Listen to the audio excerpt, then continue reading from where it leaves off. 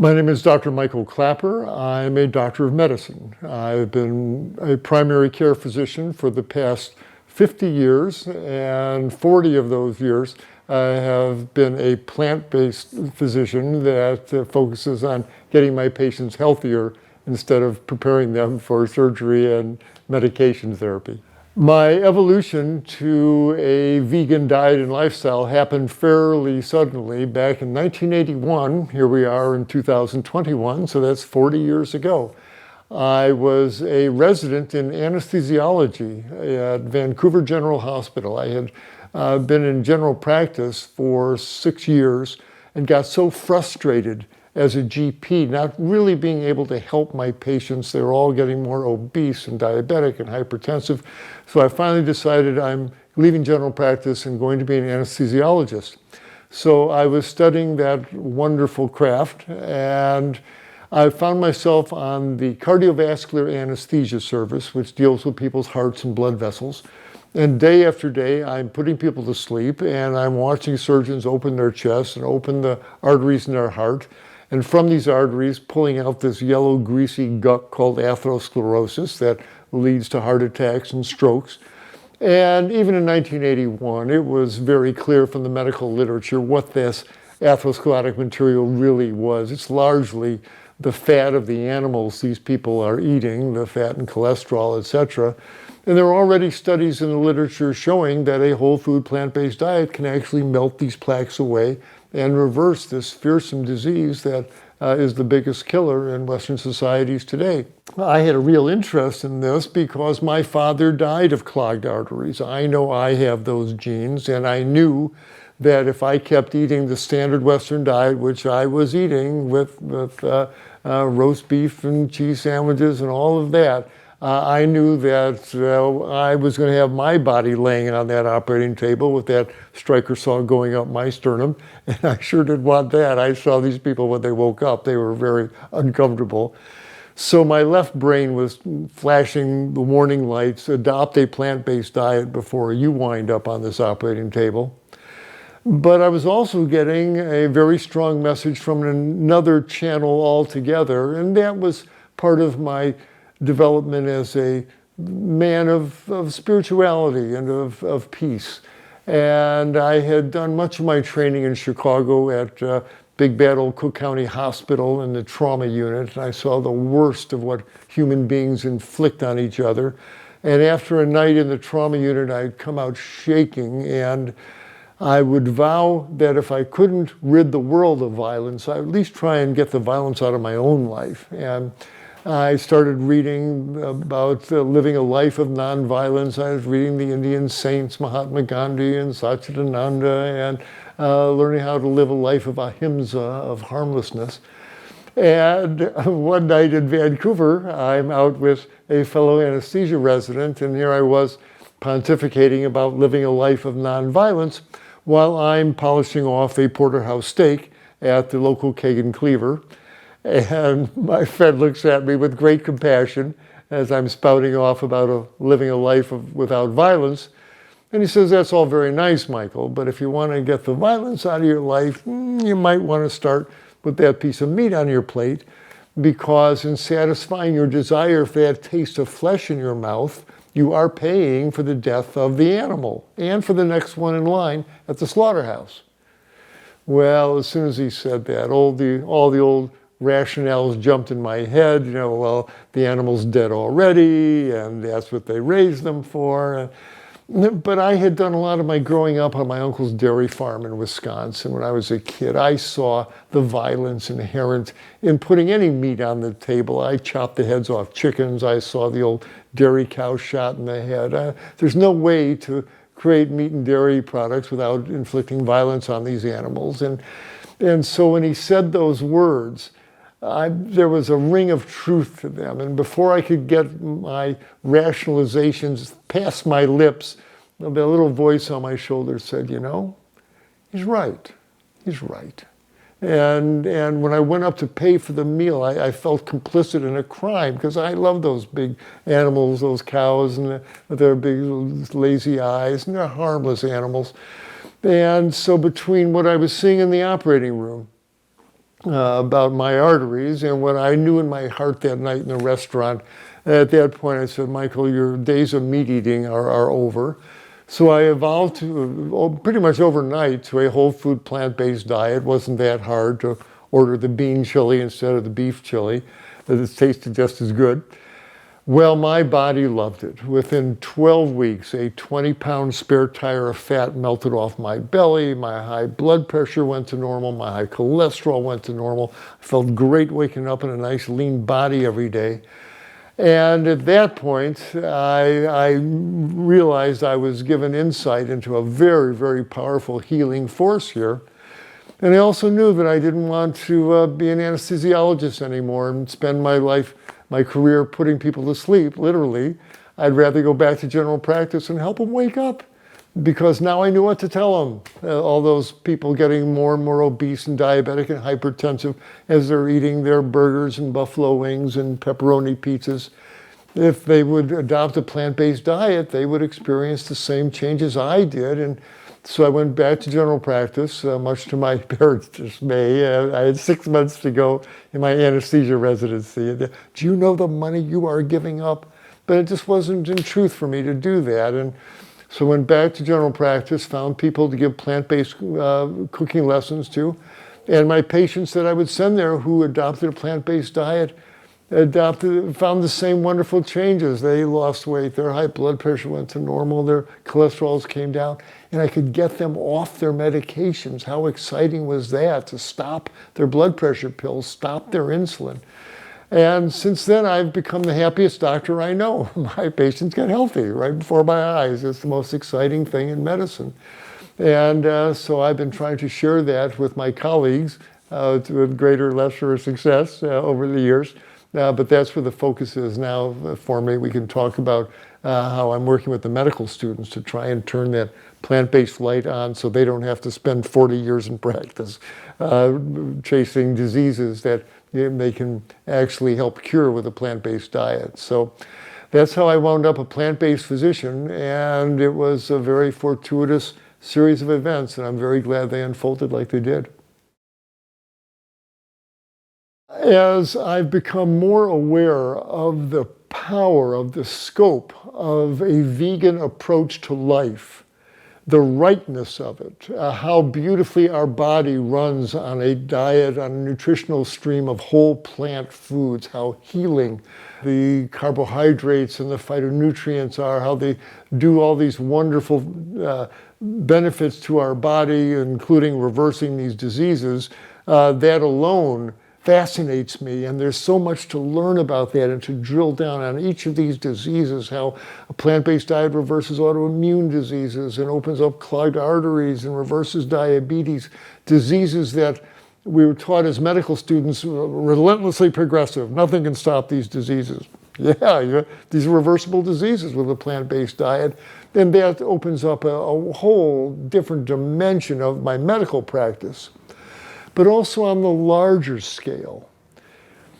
As I mentioned, it became very important to me not to cause harm and violence in my life, and I had to start taking responsibility as a growing, mature man on this planet with my purchases, what it really costs when I put that dollar down for a burger, whether it's a veggie burger or a beef burger. It makes a huge difference, certainly to the life of some animal out there.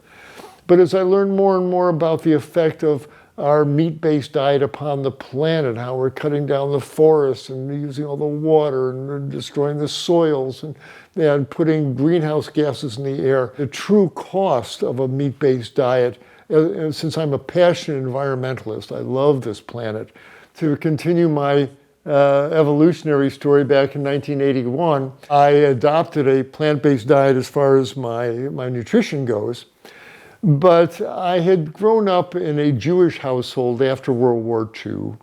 And I remember vividly seeing the magazine and the book pictures of the Holocaust and the pictures of the lampshades that the Nazis had made from the skin of the Jews. And it really made a great impression on me. Well, here I am, shortly after that, putting on my leather shoes and my leather belt, And suddenly it felt cadaverous to me. Here I am doing the very same thing to these wonderful animals that were done to our people here. And at that point, it became unacceptable. I went into the backyard, I took a spade, I dug a hole, and I put my leather shoes, my leather belt, my leather wallet in the hole, filled in the hole, stepped back, apologized to the animals. If you don't know, you don't know. But once you know, it's kind of incumbent to make amends if you can. And that was the beginning of the era of hemp wallets and canvas belts and non-leather shoes. And I haven't looked back since that time. And a few weeks later, I'm talking to a friend in Vancouver and telling her this evolution that I've gone through with my diet and now with my clothes. And she looks at me and says, "Oh, you've become a vegan." I had never heard the word. But okay, I guess I have. But I knew it not only felt right, it was logically consistent. But even now, 40 years later, I put my head on the pillow at night and know that I have lived a vegan day, that I haven't intentionally caused harm to any creature, that I've not added to the suffering of any animal, to the destruction of the planet, to the greatest extent possible. We all step on ants as we walk. There's a baseline level of violence that's inherent in just having a human body. But I'm going out of my way not to cause any more than absolutely necessary. And that feels good as I lay my head down on the pillow at night. So when you ask what other benefits have I encountered and what keeps me vegan, what I've learned, there's no going back at this point. There's no sneaking out for a cheeseburger or, your integrity is what you do when you're alone. And my integrity now, the animals are always looking. The children are always looking at what I say, what I eat, what I buy. And the planet's always looking at this point. So it's a matter of integrity, and it feels good to be in alliance with my highest goals and aspirations. At this point, as I say with a bit of a wink, but only half joking, I'm not in medicine to make money here. I'm working for the children and for the animals, basically, at this point in my life and my career. It's all about them. Not only the food we eat, what we order in the restaurant, what we put in the shopping cart as we're pushing that cart down the supermarket lane, makes a difference on every level as far as, again, what we're putting in our body, but also what we're promoting the industries to create. They supply whatever it is we consume. The purchases I make, but very importantly, the example that we set. People watch what we eat for lunch. They watch what we buy, what we wear, what we espouse in videos like this.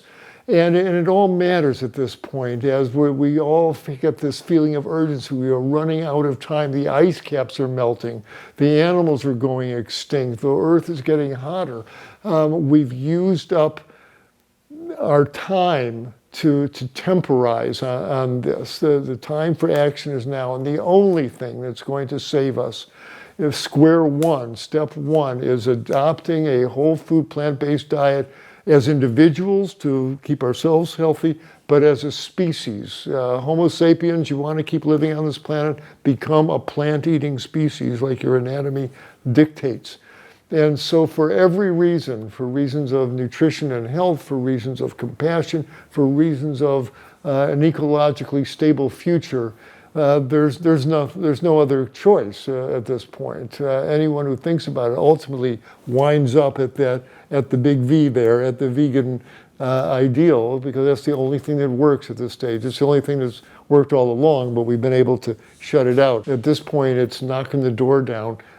Be vegan or you will not survive on any level. So that's what keeps me going in them from morning till night. It's knowing that I have to answer to the children and the animals. I've got little grandnieces and nephews, and I owe them a livable planet. And so what I do, what I teach is for them, and it's ultimately important. This is such an important question, of course, and they say whenever you wag your finger at someone in that direction, there's three fingers pointing back at you. Look at what you're doing in yourself. And that's all true. But meanwhile, there's 8 billion Homo sapiens on this planet. And what all of us do really does matter just by the sheer magnitude of what we are consuming and the cost to the environment for our choices, especially our food choices. So it matters as we see the carbon dioxide going up, as the number of trees diminishes. When you say what difference does it make? It makes all the difference in the world, literally. Yet it's easy for individuals to shut it out. Well, what I do doesn't matter. It's what the government does and what industry does. No, we are the government. Everything we buy, we consume, we talk about manifest in reality. And we better start manifesting something besides consumption, which is what the American consumer, we consume. It drives the American economy. But what are we consuming? What are we making? We're making garbage. We're making waste. The earth is not here for us to consume. It's here for us to take care of. We have dominion over the earth. Dominion comes from the word domestic, domicile. They're your home. These animals, we have dominion over the animals. They're guests in our home. We're here to take care of the garden. What about other people? There are no other people. It's all us, and we're all in the same lifeboat. We either sink together or we float together. And so, but you're right. You can't shame people. You can't guilt them into action. You lead by example. You treat them with compassion. You keep saying your truth again and again as lovingly as you can. And eventually, trust the power of the truth. It has its way of working its way into people's minds and hearts. And people do change, especially when they start feeling better. And that's usually where it leads.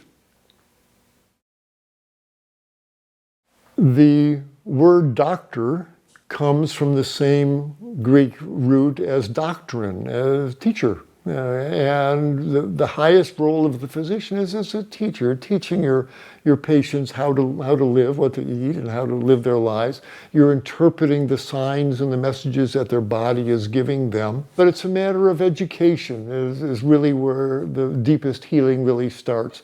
And being a natural-born teacher, that's fine with me.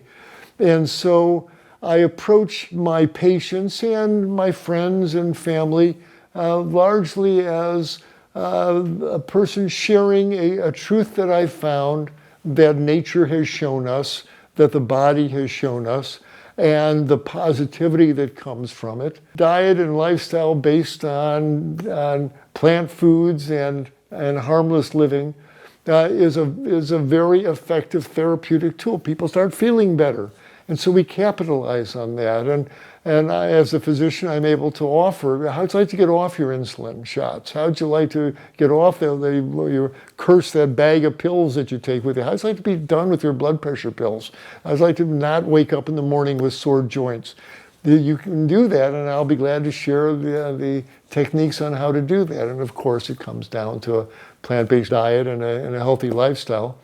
And so you lead with positivity, you lead with example, you lead with the truth of it. But make it a joyous truth, not a blaming, finger-wagging truth here.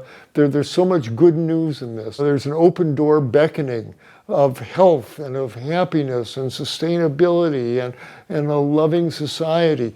It's easier to stand in that doorway and say, come this way, rather than pushing against, you shouldn't be doing this, you shouldn't be doing that. If the economics and the physiology are clearly producing adverse effects, the forests are being cut down, the people are dying from clogged arteries, then it's also the physician's responsibility to point that truth out. And I've got one very big patient called Planet Earth, and it's not doing well, and it's running a fever as the temperature is going up. It's in respiratory failure as carbon dioxide levels going up. Its arteries, rivers are getting all clogged up. The planet, if it was a person, belongs in the intensive care unit, ICU. And it's up to us to give that intensive care. And so It doesn't matter what your cholesterol level is if you don't have a viable planet to live on. And people are so focused, what's my HDL, what's my cholesterol particle size? Meanwhile, the ice caps are melting because of our craving for animal flesh. We need to cure everything on one level, whether it's our arteries or this rising CO2 levels, by adopting the plant-based diet that we were really designed to eat. We're plant-eating hominids. We are not carnivorous apes. We have the same digestive system, basically, that our gorilla and bonobo cousins have, and they're up in their trees eating leaves and fruit. And when we eat a plant-based diet, our body just loves it. And it's up to me to keep bringing that same message, that same truth back to the person in whatever form they can handle it, or be open to it.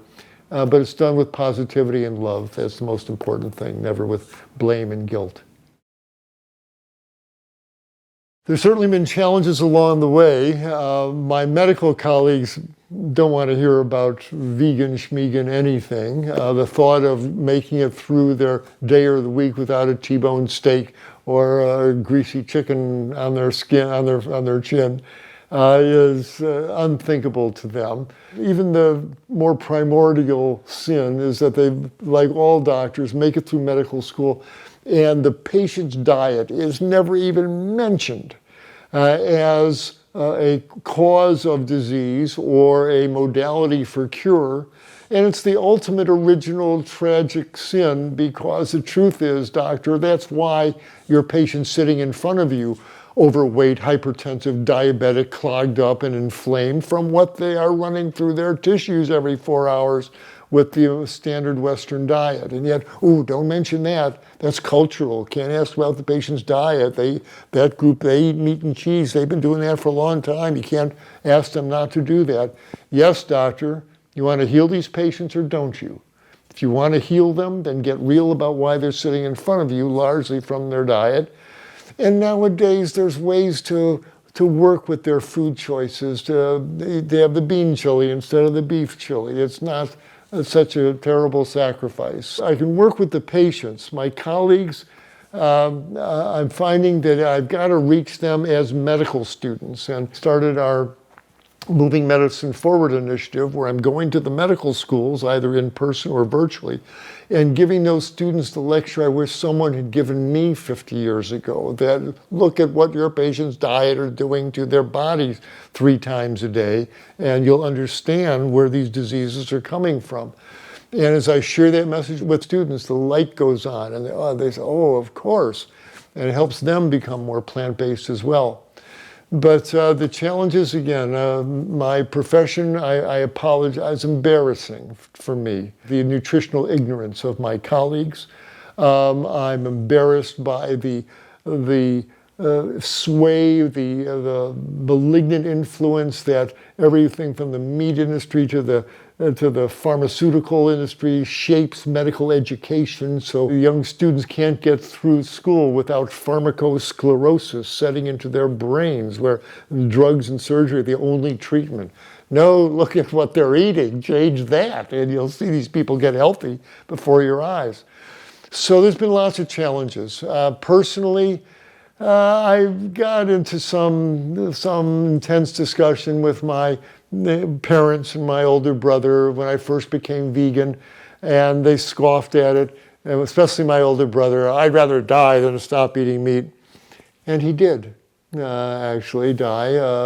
He had heart disease and couldn't listen to his kid brother. And it's a tragedy to watch that unfold. Talk about a prophet without honor in your own home. So that's been a challenge. But you do the best you can, and you set a good example. And nowadays, it's just what I eat, and it's nobody's business what I order for lunch, and I don't particularly care what they think about it. But if they ask, I'll be glad to talk to them about it. But my personal life, not much of a challenge, but my professional life, we got a lot of work to do to help my colleagues come to a plant-based awakening. What a delicious question. I often talk about the remarkable difference in physiology that there must be When you raise a child on a pure plant-based diet, you raise a child as a vegan, and I've delivered dozens of babies. Well, I've delivered over 400 babies, but several dozen have been to vegan parents who raised their child as vegans, and I saw them grow up into these healthy, bright, loving, physically sound human beings. And a number of them married other vegan men and women and had their own second generation of vegan kids who I've now seen grow up into adults. There's no question that a whole food plant-based diet certainly works on a physiologic level.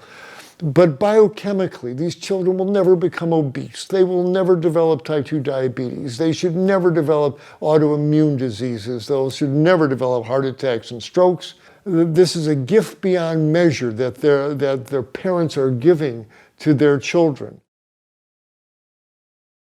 If I eat too much salt and fat, my blood pressure goes up. I know that was from the first 35 years of the standard diet that I ate. If I had been raised as a vegan, I would probably have less propensity towards blood pressure issues, and my dad developed diabetes at the end there. I probably have those genes, but those would be quite quiescent and dormant at this point. I would have less propensity towards that, and maybe the few of the very few medical issues I have now at age 74, just a matter, again, of my tendency towards blood pressure issues there.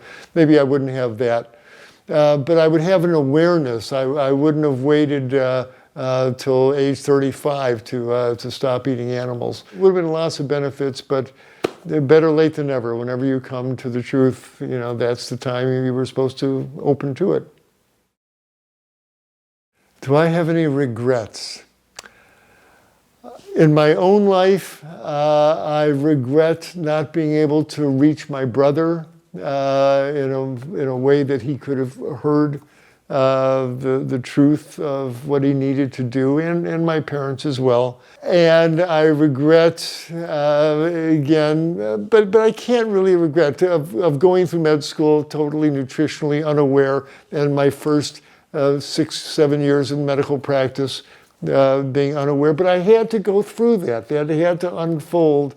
There's that saying in the Desiderata that says, no doubt the universe is unfolding as it should. And I had to go through that. We all have to go through what we go through till we reach that point where the truth finally makes itself evident.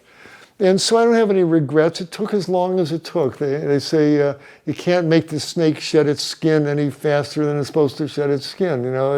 The same thing. I had to unfold at the rate I unfolded. My regret now is that I read a wonderful book by John Robbins called Diet for a New America back in 1986.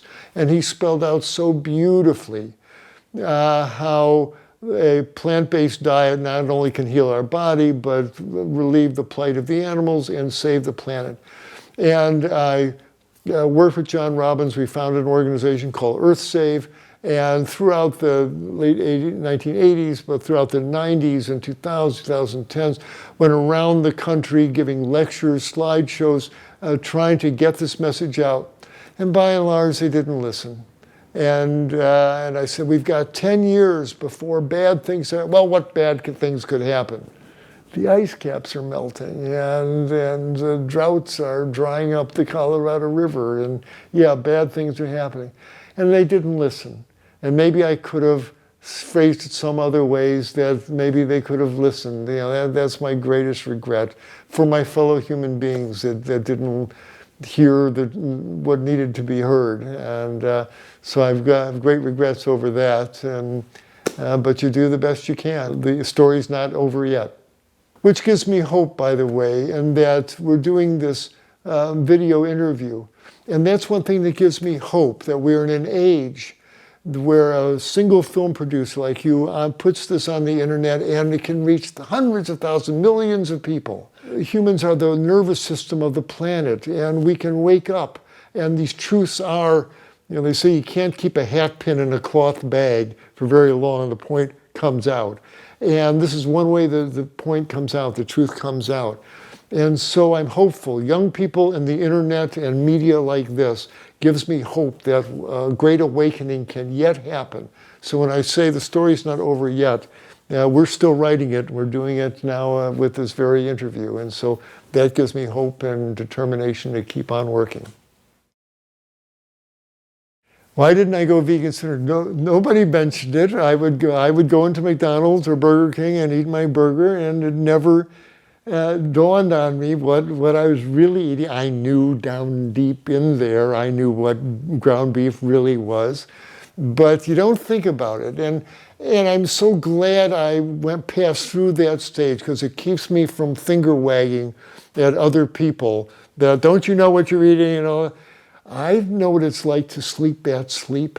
I slept it for 34, almost 35 years before the light went on. To be eating the fish and chips and the buffalo wings and not even think about where they came from. What brings that curtain down in your mind and in your heart. It's a remarkable phenomenon that we Homo sapiens can do on a psychological level, even though we know we close that door. I do not want to let that truth in. And it just becomes a burger, it becomes a chicken breast, a drumstick. And that's as far as we're willing to consider the truth of it. When you're still in that hypnotic, deep freeze, unawareness, you're still asleep, and when someone's sleeping soundly, why didn't they recognize that fly that landed on their nose? Because they're sleeping soundly and they didn't see what was on their nose, And you have compassion for them. They were just deeply asleep. And my friends who are still eating meat and dairy, they're still asleep. And it's up to me to gently set off that alarm clock and saying it's time to wake up. And so that's what we're doing here. Yes, absolutely. I had a little flicker. Oh, maybe I'll go vegetarian. This was back in Vancouver. I was still in general practice. And my wife at the time and I think for 2 days, ate a bunch of cheese and yogurt, and that was going vegetarian. And it lasted a day or two until we ordered our next pizza with sausage on it. And so it just wasn't reality. I didn't have the motivation as far as caring about the animals in my own body. I didn't have the knowledge. How do you do that? Where do you get your protein? What does a day of eating look like if you're eating vegetarian? I didn't even have the concepts and the tools to make it a reality.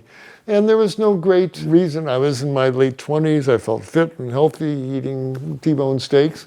And when you're young, you think you can get away with that. And so no, there was no great motivation, and the knowledge wasn't there to support it. So you wake up at the rate you wake up, and I wasn't ready to wake up then. Yes, I worry about specific nutrients. It's easy to think, well, just eat a whole food plant-based diet and you'll get everything you need. But we know that's not true. On a number of levels. Vitamin B12 is made by organisms in the soil, and when we were living earth-connected lives and drinking out of streams, we would get our B12 that way. When we would pull roots and tubers out of the ground and eat them unwashed, we would get B12 in the soil on the surface of the veggies. Well, no one's eating unwashed vegetables nowadays. So due to modern sanitation, which I'm all for, I don't want to be treating cases of cholera and typhoid fever. I'm all for chlorinating the water supply. But it does kill off the bacteria that make B12, and so if you're a plant eater, then yes, you do have to make sure that a couple times a week get something with vitamin B12 in it, and I do that. But also there's other nutrients that we require. There used to be iodine in the soil, and it's now the way we grow vegetables, a lot of the iodine is washed out, and you need that for thyroid function. So I make sure that we throw some dulse or some sea vegetables into our soup and our salad a couple times a week. Make sure I eat a lot of dark green leafy vegetables. Every day there's something dark and green on my plate because I know I need the magnesium, I need the vitamin K for my blood clotting and my bones. In my lectures, I tell the folks, you can't be a junk food vegan. You can't do this on energy drinks and granola bars and think you're going to be healthy. You can get away with that for a little while when you're in your 20s, but it catches up with you, and people start getting infections and inflammations, etc. You can't cheat on Mother Nature. You're going to be a plant eater, then eat the whole plants. A big salad every day, hearty vegetable soups, big plates of steamed green and yellow veggies, healthy starches. You got to eat the real live whole plant-based diet. And so if you do that, that really reduces my concerns. But B12 is for real. And I do take a multivitamin a couple times a week because there's a couple pesky nutrients. Again, iodine, zinc can be a bit of a challenge if I'm not eating a whole lot of grains and root vegetables. The magnesium's in the greens, but it's hard to hold on to magnesium. It runs out through the kidneys pretty quickly. So I think there's a little magnesium in my multivitamin. I take a couple times a week. Could I get along without it? Probably. It's kind of insurance policy. People, oh, well, then it's not a natural diet if you've got to take a supplement. But nothing is natural about the way we're living. Let's stop kidding ourselves. The vegetables we're eating, no caveman ever saw modern lettuce and beets and carrots. That's not natural. The water supply, as we mentioned, is now chlorinated and filtered. The air is very different. Our lifestyle, we used to spend all day foraging, digging up roots and tubers and climbing trees and running away from leopards. Well, we're not doing that anymore. We become sedentary. Let's stop using this canard that, oh, it's not natural if you take a vitamin. You do what you need to do to be a healthy plant eater in this very unnatural world we're living in. And if it means assuring that you get a little iodine and magnesium in, I don't have any problem people supplementing with the emphasis on supplementing. You can't eat, again, the vegan donuts and cola drinks, but take your multivitamin and think that you're making up for the nutrients you're not getting. You need to eat the whole plant foods. But just, iodine deficiency is not something you want to flirt with there. But you can get that out of whole foods as well. The B12 is only the one you really, really need. Oh my, the whole philosophies, it's hard to know what to call them. It's not based on solid nutritional science. Oh, you gotta eat like the caveman ate, man. Just like every Neanderthal had a mastodon in the freezer and spent all day eating mammoth meat. I'm a caveman, I eat meat, that's what I do. No, they don't, actually. First of all, it's based on a myth that we were huge meat eaters. We now know that that's simply not true. First of all, most hunts were unsuccessful. Most times the guys came back to the Paleolithic camp empty-handed. Second, if they did drag in a carcass, there was no refrigeration. It rotted within a couple of days, became inedible. And when we look at the fossilized feces of the Neanderthals and the Cro-Magnons and the Paleolithic folks, they were making these massive bowel movements showing that they were eating a huge amount of fiber every day, 150 grams of fiber a day. Because the truth is, contrary to the paleo myth, most of the calories brought in to the Paleolithic camp were gathered by the women who spent all day digging up roots and tubers and gathering edible grasses and berries and nuts and seeds, etc. We were starch eaters then, we're starch eaters now. So it's a transgression of natural law to take this Homo sapien body and feed it the fuel of a mountain lion, basically. Flesh. Like we gotta eat. No other primate eats flesh 2-3 times a day. No gorilla does that. No bonobo does that. Because we like the taste of flesh in our mouth, we rationalize it. Ooh, that's what the cavemen ate. No, they didn't. And again, it's a toxic diet. We don't have the digestive system that the mountain lion does. And it breeds so many of these diseases. And that's the real issue. And so if I can just be a little sciencey here, when my colleagues, and I was quite a number of them, who, yay paleo, yay keto, and they'll say, Doc, don't condemn this. When I put my patients on a paleo diet, they get better. Their blood pressure comes down, their cholesterol comes down, their diabetes gets better. Don't tell me it's a bad diet. These guys, they do great. Yay, paleo. And I say, wait a minute. Yes, I see that too. But let's not get seduced by these early changes here. The paleo folks say some things I agree with. They say no caveman ever milked a dairy cow, so they're down on dairy products. No caveman ever ground wheat into flour and made vegan donuts out of it, so they're down on baked goods. No caveman ever squeezed the fat out of olives and poured oil on their food there, so a lot of them stop eating oils. Well, you take out the dairy and the oil and the baked goods out of your diet, man, you're going to trim down, you're going to lose weight. And the weight loss alone will make your blood pressure better, make your lipids better, make your insulin sensitivity better. Yay, paleo, I agree that you see these early changes. But I'll say, doctor, but what are you really advocating here? That this person pack their intestinal tract full of animal flesh 2-3 times a day for the rest of their lives? This is a recipe for colon cancer. You're smearing cooked meat carcinogens on their colon wall 2-3 times a day. What are you doing to their artery walls? You're going to be around in 10 years when this guy has his big old stroke from that carotid plaque that your diet spawned in his artery walls. Are you going to be around 15 years when this lady passes her first bloody stool from that colon cancer your meat-based diet spawned in her transverse colon? You're going to create rampant type 2 diabetes. All this is a high-fat diet, and it clogs up insulin receptors, so they become glucose intolerant. They don't need any glucose, so their levels stay low, but it's a artifactual phenomenon. You're creating rampant glucose intolerance in these folks. You're spawning microbes in their gut that are going to inflame their gut wall and set them up for Crohn's disease and colitis. And what you are doing to the arteries in their brains is setting them up for vascular dementia and Alzheimer's.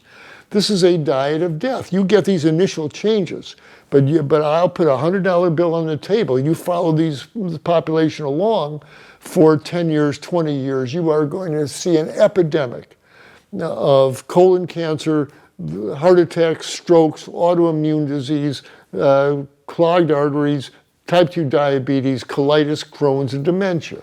That's where I think these paleo diets lead.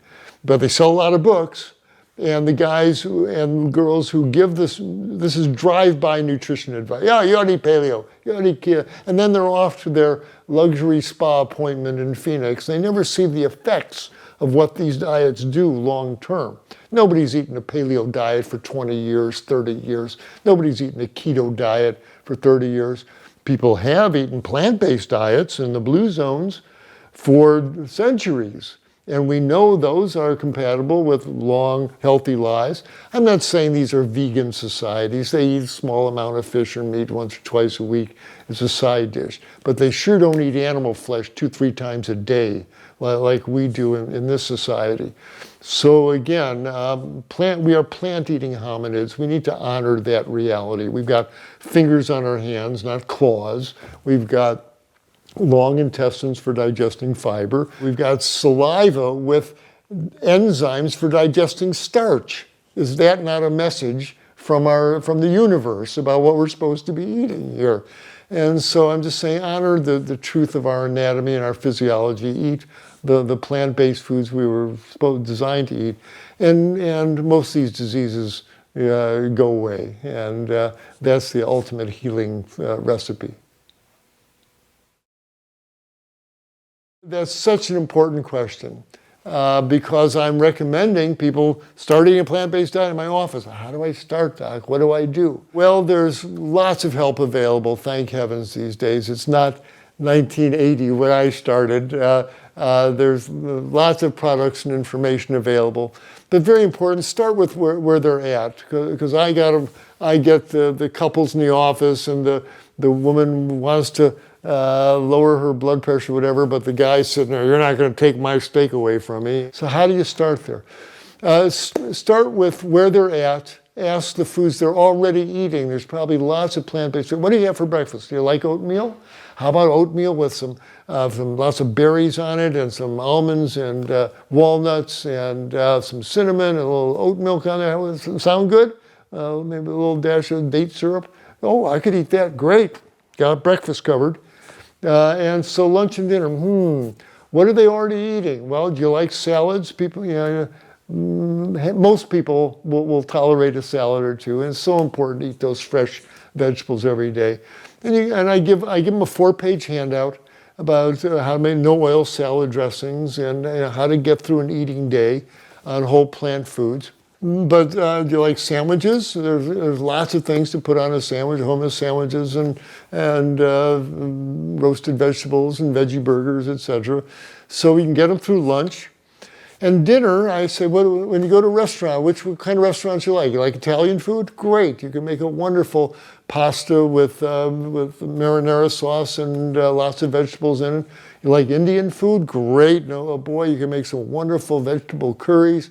Like Mexican food, well, there's some dynamite chilies and tortillas you can make and burritos. You just don't have to put a bunch of meat and cheese there. You can do a plant-based version of it.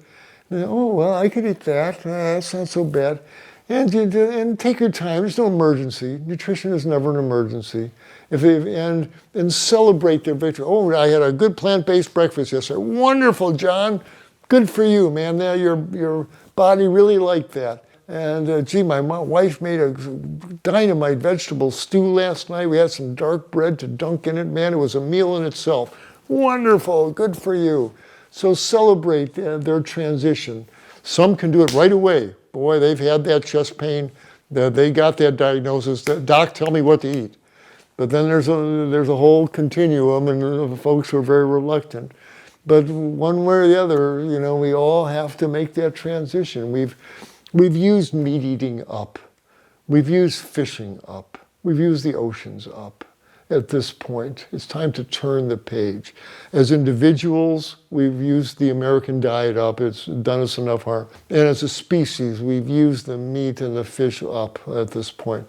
So there's a wonderful world, I feel like the carnival barker, come one, come all this way, and come into the plant-based diet and lifestyle. And it's a diet of life, because the meat-based diet is, sorry to be dramatic, but it's the diet of death on every level. And the animal's death and the planet's death and our own death. So I choose life, and that involves a plant-based diet for square one. I'm so grateful for my colleagues behind the cameras who've created some wonderful media resources available. There's a place in heaven for the people who did videos like What the Health, Forks Over Knives, Cowspiracy, Seaspiracy, such an important one about the truth of the fishing industry. So educate yourselves about the importance of this. And there's all these wonderful websites. Go to the Forks Over Knife website, and they've got transition plans and recipes. Some wonderful organizations. Just do a search on 2 words: Vegan Jumpstart. And there's wonderful organizations. The Rochester Lifestyle Medicine is a wonderful vegan jumpstart program. Plant Pure Communities has a vegan jumpstart program. PCRM, Physicians Committee for Responsible Medicine, has a vegan jumpstart program. Go to each of their websites, join the jumpstart, or just read what's available there. And it's not all that hard, again, to choose the bean chili instead of the beef chili. Find the pattern that works for you. Everybody's different. Everybody's going to win their own way to a healthy diet and lifestyle. Whatever works. I'm a complete pragmatist, man. If it works, if it gets you there, I don't care how long it takes. If you need to eat the veggie burgers for a while and then say, I don't need to eat those anymore, wonderful. If you need to eat them once a month, okay. Whatever it takes, as long as you get to that plant-based island of safety, we're all going to win at that point. Seek and ye shall find. That's a clever statement someone once said. So seek the plant-based resources. Just do a Google search on delicious vegan recipes, and you'll have all the food ideas that you could possibly use. Yes, I get very distressed, dismayed when I see the statistics on the number of ex-vegans. Oh, I used to be vegan, but not anymore. And I'm thinking, what is behind that? What would make a person start eating animal flesh again? It's often not a very inspiring story. Understandable, but the usual cause is social, that I got tired of being the odd person out. I got tired of the snide remarks from my father-in-law, from my sister. It got easier just to eat the piece of chicken at the dinner and stop making a stand about this. So a lot of it is social. A lot of it is of a misunderstanding. Well, it's expensive to eat this way, and it was too much hassle. I would spend all day in the kitchen chopping and preparing foods. But it doesn't have to be like that. First of all, it's not more expensive. The staples, where you get your calories and your protein, rice and beans are cheap. You can buy a 15-pound bag of rice for $6. Yeah, you can buy a 10-pound bag of lentils for $8, and you can eat them for a month off of that. The staples, where the starches and the legumes, they're cheap. And if you're not paying out money for T-bone steaks and premium cheeses and ice cream, you've got a few bucks left over to buy the organic kale and the good broccoli. It's to support those organic farmers. And the truth is, it's not more expensive. The chopping and the preparing, a couple of ways around that, and every experienced vegan chef now, a vegan eater, knows about making big batches of whatever it is you're cooking, and make a big pot of soup and take freezerware containers and fill them up with hot soup, let it cool, put lids on them, put them in the freezer. Now you get a bunch of frozen soup portions. Those days you don't feel like cooking, bring them out, heat them and eat them. Done. You got a meal there. And if you're making a lasagna, make a big lasagna and cut it up into squares and freeze them. So you got that in the freezer. Make a veggie burgers, put those in the freezer. So the batch cooking keeps you from having to spend all day in the kitchen. You have twice a week. Make a big soup on Monday, coast on it Tuesday and Wednesday. Make another big pot of soup on Thursday, coast on that Friday and Saturday. Cook twice a week, and you can really keep a salad going in the fridge. And the actual cooking time is pretty minimal. And if you really don't like all that cooking and chopping, I enjoy using the sharp knives and all of that. But if you go to the freezer case at any supermarket now, you can find bags of organic, fresh, frozen vegetables just already cut up. Just open the bag, throw them in a pot. They don't even have to spend any time preparing it. So really, my high school basketball coach said, you gotta wanna. And if you really wanna, if your health means enough, if the plight that we inflict upon the animals means enough to you, if the fate of the world and of the children's world that we're leaving them means enough to you, then you start to wanna. You find ways to make the veggie chili instead of the beef chili. And you find the ways to make the vegan lasagna instead of the meat lasagna. And your tastes change. It's a known physiologic fact. It doesn't take long, 6 weeks, 12 weeks. Pretty soon you really start looking for that lentil stew and that hummus sandwich. And you really start wanting those plant-based meals. You develop a craving for them. And the animal food, the thought of actually eating a steak or biting into a piece of a chicken leg, it's not an issue any longer. It's the other side of the galaxy for me at this point. So know that it's not, the struggle dissipates and it becomes a joyous welcoming of all these delicious foods, and that's where you want to be. So much of what we are experiencing adversely certainly has to do with how we treat food. We treat our digestive system as a recreational organ, and food becomes entertainment, and we wind up eating pretty much all day. We don't tolerate hunger in this society. If you're at all growly and hungry, if you're home, you put your head in the fridge looking for last night's leftovers. If you're out, you head for the convenience store or the restaurant to find something to shove in your mouth there. We're pretty much always eating, and we never let our digestive system rest. and we wind up spawning microbes in our gut that respond to the sugar in our diet and the processed foods in our diet, and they produce more gas and more cramps, etc., irregular bowel function. If you've got a fine sports car with an engine that's designed to burn high-test gasoline, and you start putting diesel fuel in it, kerosene, it doesn't burn cleanly. It's an oily fuel, and it's going to clog up the fuel lines and the spark plugs. And that's the same thing with what we're doing with our food and our digestive system. We're putting the wrong fuel down there. And even though it's vegan, if it's processed sugars and flour products and oils and salty, crunchy processed foods, your body is never not looking. There's no fooling it. It knows what you're eating, and you can't be surprised when it starts malfunctioning. And I say, wonderful. That's a message. That's a Western Union telegram from your digestive system. That's the wrong fuel, wrong time, whatever. If people just stop for a day or so, just drink vegetable broth, just eat vegetable soup for a day or two, just drink green juices for a day or two, have a couple of good bowel movements, let things clear out of the gut, and you'll find, one, how well you feel and your gut starts working.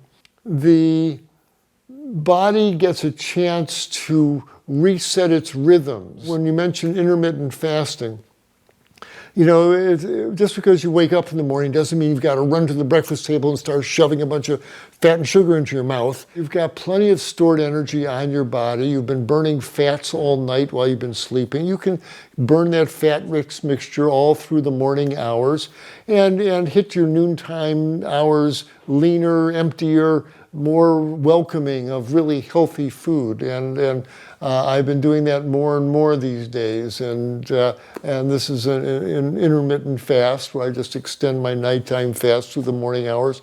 And it leaves me feeling lighter and more energetic. It's a lovely thing. And that probably does reproduce what our ancient ancestors, how they really ran their day. They probably didn't eat their first meal till midday or the afternoon if they ate at all. They probably these enforced fasts were the rule. Probably 2-3 days would go by frequently before you found that next berry bush with fruit on it. And all you had to drink was water for a few days, and that probably left us leaner and healthier for that. So we spend too much time eating and the wrong times of the hours. So I'm all for eating lighter and more seldom. It pays big dividends.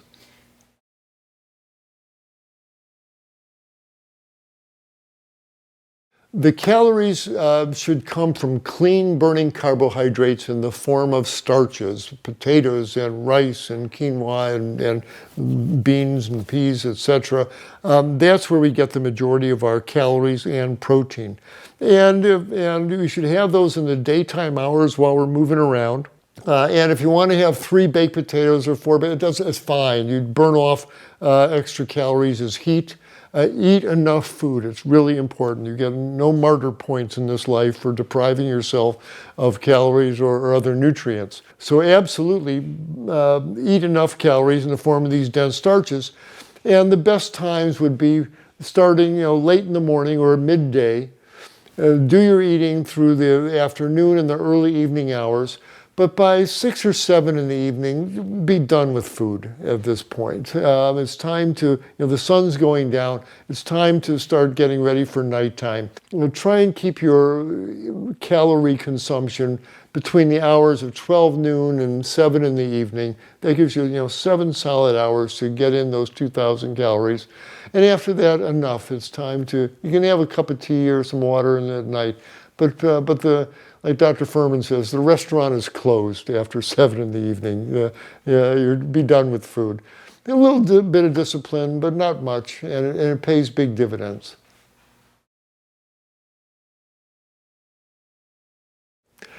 Well, the answer, of course, is nobody really knows. If we were living in a sane world and we raised our kids as vegans, you'd take 1,000 people raised lifetime vegans, and half of them make sure they ate 3 potatoes a day, and the other 500 of them not eating 3 potatoes a day, and follow them along into their 80s and see how they did, and see if anyone developed diabetes, etc. If you're really talking, slinging those scientific studies around, it's all fuzzy speculation without doing these definitive studies. We are plant-eating, carbohydrate-burning organisms. As long as we're roughly true to that, and the majority of our calories are coming in carbohydrates, which burn cleanly. They turn into carbon dioxide that you breathe out and water that you pee out. It's a clean-burning fuel. And yes, you need the legumes for the protein, etc. But if those are the main staples of your diet, you're not going to go diabetic. You're not going to get obese. You're not going to develop high blood pressure. I think a lot of this is really theoretical. If you've got a person who's already grossly obese and they're already type 2 diabetic on 40 units of insulin, yeah, they probably shouldn't be eating 4 white potatoes a day. That's true. But that's already the disease state that you're treating. If you're talking about just healthy nutrition on an active plant-eating hominid, Homo sapien person, whether they have a couple of potatoes a day or they don't, I think it's going to make zero difference as far as their eventual disease pattern that they may develop, which they shouldn't. Yeah, this is America, and if a little is good, more must be better. And the truth is, our body really, our actual needs for calories is between 200 and 500 milligrams a day, the truth of it is. But the American Dietary Department, which is really the agriculture department, responsible for promoting sales of dairy products, oh, you need 1,000 milligrams a day, you need 1,200 milligrams a day. And so we've got this huge exaggerated factor built into the recommendations there, and makes things very hard to achieve without either dairy products or supplements. But again, more calcium is not better. You wind up calcifying arteries and tendons, etc. Again, you got to eat the food. Cows don't drink milk. They don't take calcium supplements. Where do they get all those? Where do they get all that calcium? From the green vegetables they're eating all day. That's really where it comes from. Do have concerns, and again, there's no cheating on Mother Nature. You got to actually eat the food. But again, we don't give the body enough credit. It's one thing to, I must get my 600 milligrams of calcium a day. But if you're on a low calcium diet, your kidneys know to excrete less of it, to retain more of it, to recycle it better. We sell ourselves short. These numbers, the tyranny of the numbers. You must get 600. Oh, you're calcium deficient. You didn't get 600 milligrams. Well, you're probably not calcium deficient, and so no excuse not to be eating the greens, which you should. But I think we give these numbers way too much power than they really deserve.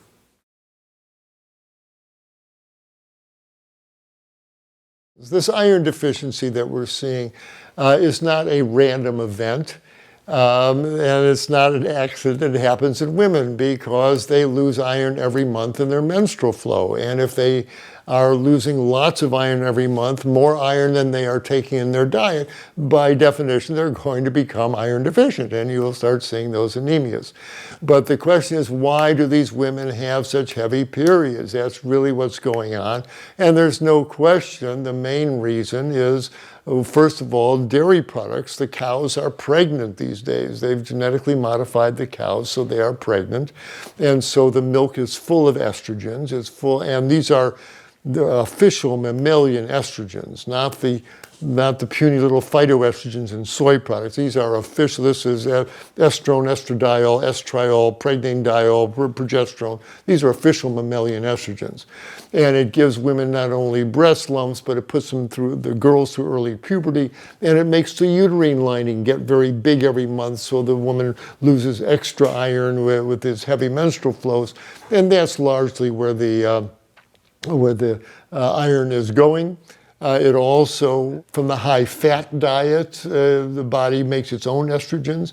As a woman puts on weight, her own subcutaneous fat starts pumping out estrogen. So obesity is a high estrogen state. And so that's why American women are so iron deficient, is because they're losing it every month and there's abnormally high menstrual flows.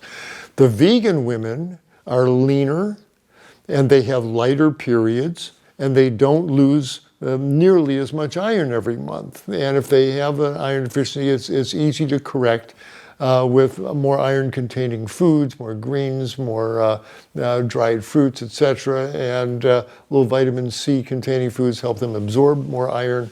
So it's easy to correct an iron deficiency problem in a vegan woman. But the standard American women eating this high-fat, dairy-laden diet are perpetually in an iron deficit because of the heavy menstrual flows. You don't see the problem in guys, or postmenopausal women. We're not losing iron every month. But that's what you're seeing there. And again, it's a dietary anomaly from this abnormal diet that we're eating now. And we just accept, oh, my dear, you're iron deficient. Take these iron pills, go about your life there, instead of really talking to the person about what they really need. Also, we see a substance called phytic acid, phytates, that are in some dark green vegetables that can inhibit iron absorption. You're not what you eat, you are what you absorb. And if the food is inhibiting the iron absorption, that may put the woman into a bit of an iron deficit. The way to overcome that is a couple simple maneuvers. One is chew that food to a cream, break down those cell walls to make as much iron available to your digestive enzymes as possible. I'm a big fan of vegetable soups and stews that allow the iron to be released out into the soup broth and the stew broth, etc. And as I mentioned, vitamin C increases the absorption of iron. So what do you do with that? Do you take a vitamin C tablet with your salad? No, you don't. Use natural vitamin C. If you're making spinach salad, throw some mandarin orange slices in there. If you've got a big plate of kale or broccoli in front of you, squeeze some lemon juice over that. Get that citrus and greens combination going. That will be a great way to increase iron absorption. And there's also lots of iron available if you're trying to correct an iron deficit.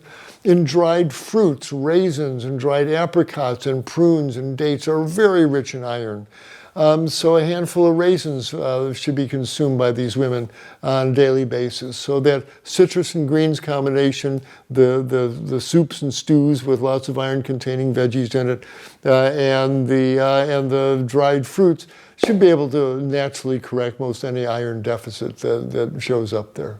When I first became a vegan doctor, one of the validations that I would hear from my young female patients, I was younger, my patients were younger then, they would say, Doc, after I became vegan, my periods got so much lighter and my cramps went away. I used to just fear menstrual time every month. Now I don't. I have a much lighter, more civilized menstrual period. And that was such a validation. I could just see their uterus, instead of being engorged and swollen and edematous and extra thick, I see it reverting back to a normal, modest size, healthy uterus again. And so again, another validation that they're going to be on the good side of iron balance, and probably they're going to be much less risk of developing fibroids, which are benign tumors that bleed like heck. And some of these vegan women may, when they were still consuming meat and dairy, may develop a fibroid that is continuing to bleed even though they're vegan. So the fibroids slowly regress, but sometimes you have to have the doctor go in and reduce that fibroid, many ways to do that. And finally, she's probably going to be a much lower risk from developing a uterine cancer and a breast cancer without all this dairy estrogens that she's no longer consuming as a vegan. So all the way around, iron and the entire female physiology gets much better as people adopt plant-based diets. Well, in the real world, it doesn't seem to be much of a problem. We don't see vegans with clinical nutrient deficiencies. Yeah, I really don't worry about them. And again, it's been shown, I think Dr. Greger's made it clear, that the oxalates in the food really have very little to do with the oxalates in our bloodstream. And if you're developing kidney stones, the dietary intake really was a very minor component to that. Now, it may just be that I'm only zeroing in on non-vegan patients with various medical problems, but I see very few vegan patients with significant health issues. And if someone's just not thriving, there are tests you can do. There are nutritional batteries, the Nutrival tests from Genova Labs will give a pretty good readout as far as vitamins and minerals and essential fatty acids, etc. And so I'll do one of these nutritional surveys on them and see if I can detect any specific nutrient deficiency. But by and large, I'm not seeing it as a major clinical problem. Well, Shakespeare said, "To thine own self be true." Dr. Klaper says, "To thine own health be true." You know, your body is never not looking. Okay, that's really significant. Your arteries are never not looking. Your liver, your intestinal tract, your microbiome, they know what you eat. So you have to answer to them, not to me. You have to answer to your own body, your own health. And it matters on a health level. And again, as we're sitting here tonight, there are millions and millions of wonderful pigs and chickens and ducks and cows and goats in these anonymous sheds and factory farm installations across the country tonight and living lives of misery. And every time we put money down to pay for a meat-based meal, we are making these wonderful creatures' lives that much more miserable. And it matters. The amount of suffering that we inflict on these creatures matters. The amount of suffering we put into the world matters. And so let your food choices be instruments of peace and of healing, not only on your own arterial body level, but on an entire global level. It really does matter. What we say, what we think, what we do, what we eat, it all matters.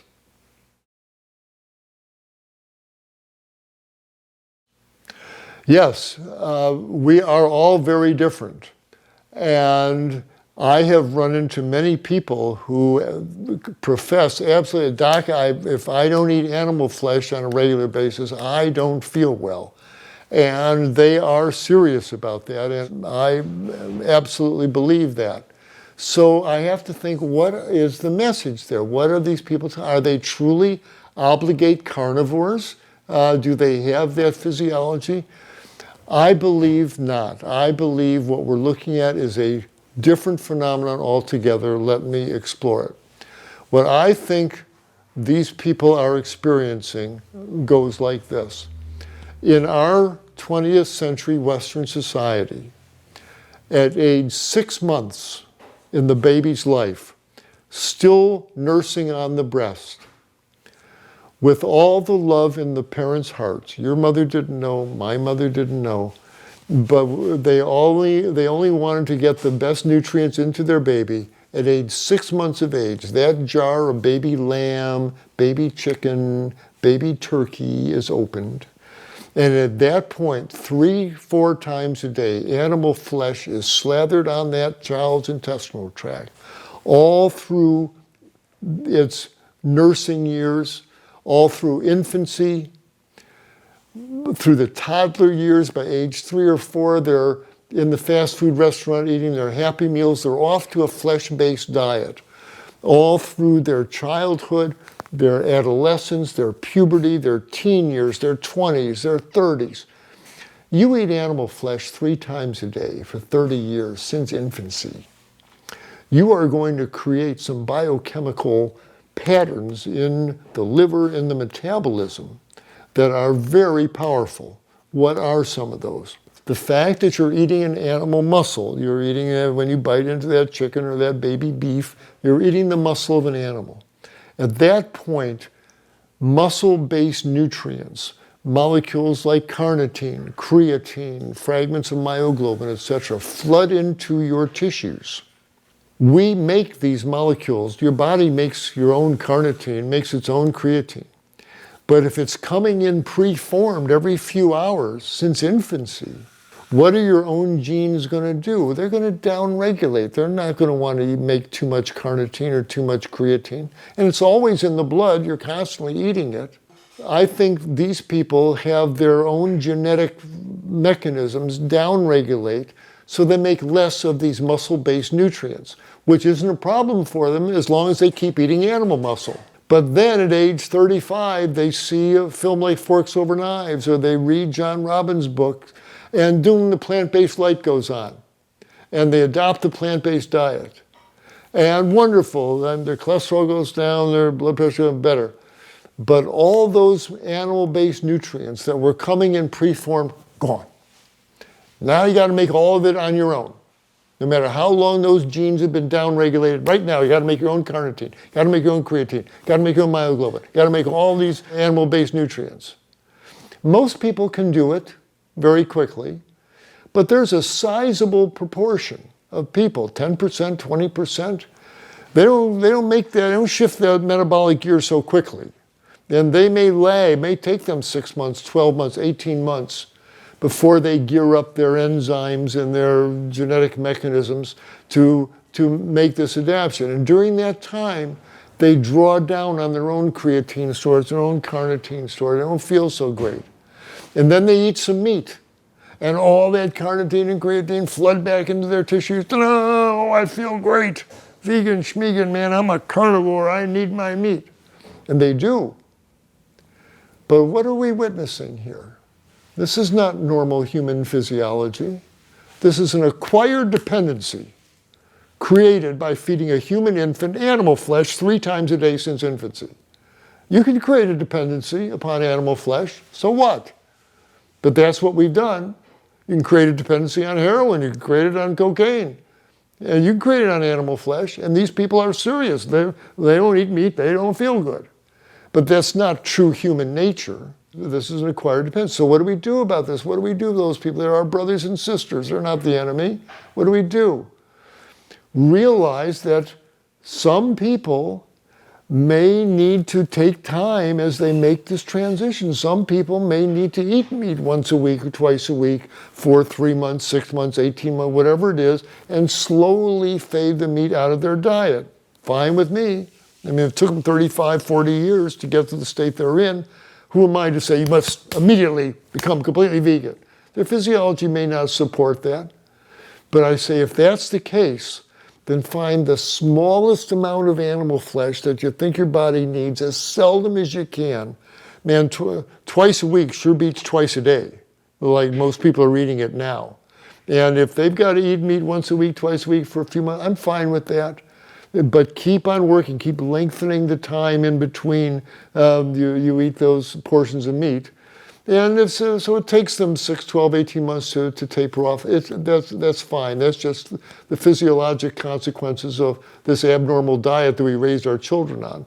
But it's no rationale to say, I'm a carnivore. I was born that way. No, you weren't.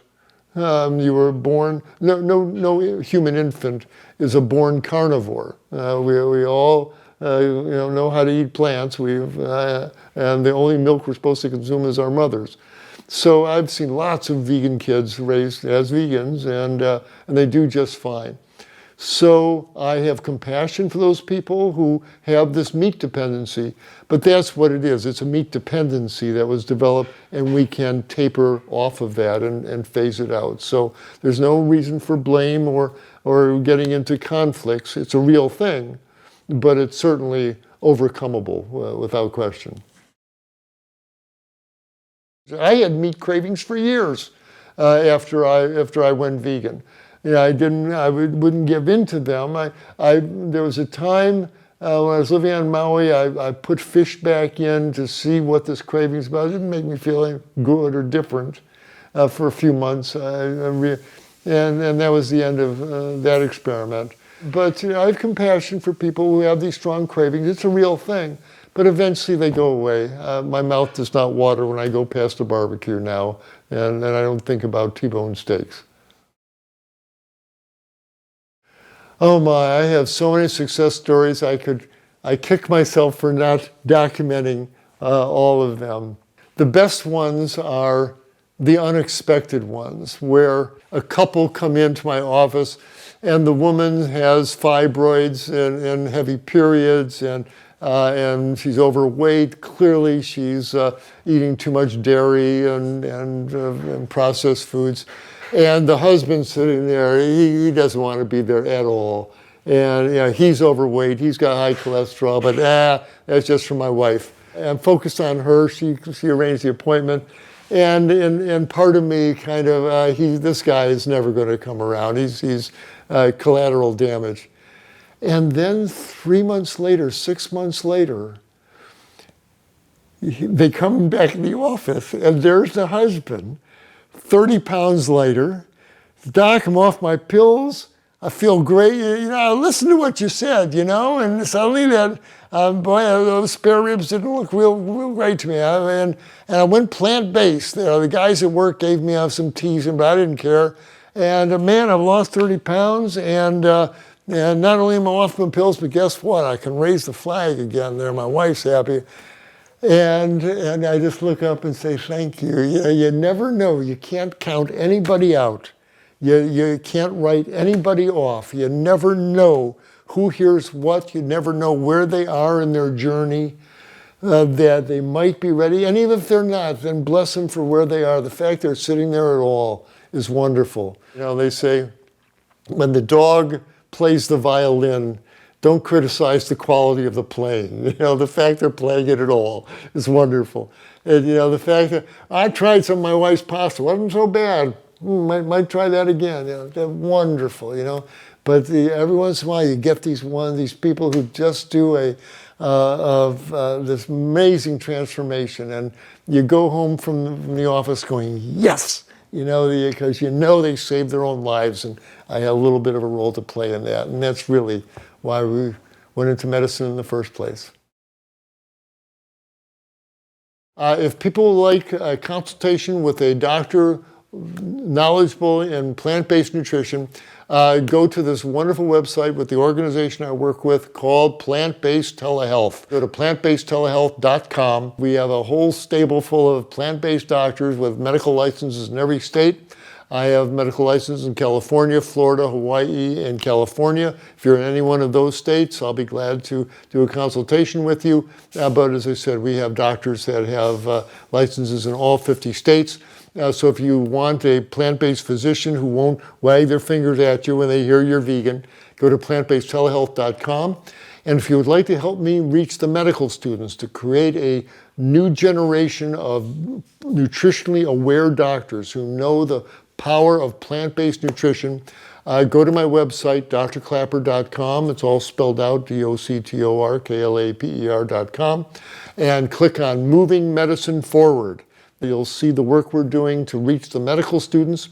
And once a month, we do a plant-based clinical nutrition forum where we talk about topics in plant-based nutrition. And you're welcome to join us, even if you're not a doctor. You're welcome to join us in our plant-based nutrition forums once a month. So lots of places to reach me. Start with our website, drklapper.com. And if you want to see me clinically, go to plantbasedtelehealth.com. And you'll hopefully benefit from the interactions.